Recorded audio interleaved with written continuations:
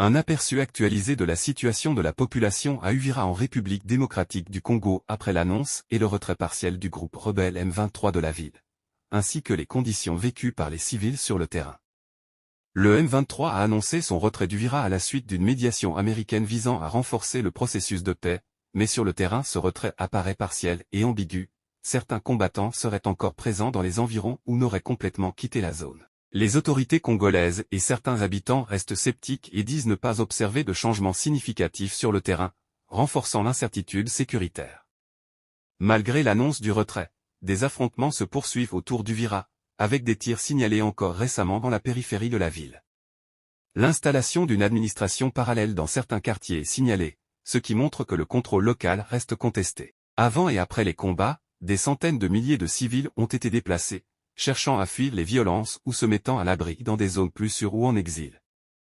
L'évêque d'Uvira a alerté que plus de 85 000 personnes ont déjà fui vers le Burundi, tandis que des centaines de milliers d'autres ont été déplacés à l'intérieur de la RDC.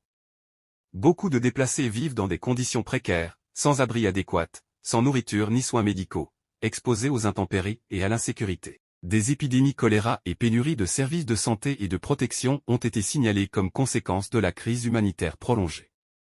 Dans certaines parties de la ville, les marchés, boutiques et transports ont timidement repris, signe d'une volonté de normalisation. Cependant, les voies commerciales restent perturbées, notamment en raison des fermetures de frontières et des difficultés d'approvisionnement. Pour de nombreux habitants, l'espoir d'une stabilité durable est fragile. La population souhaite la paix, mais reste méfiante face à toute annonce politique, car le danger et l'intervention armée peuvent réapparaître rapidement. La reprise d'activité reste limitée, car beaucoup restent terrés chez eux par peur de nouvelles violences.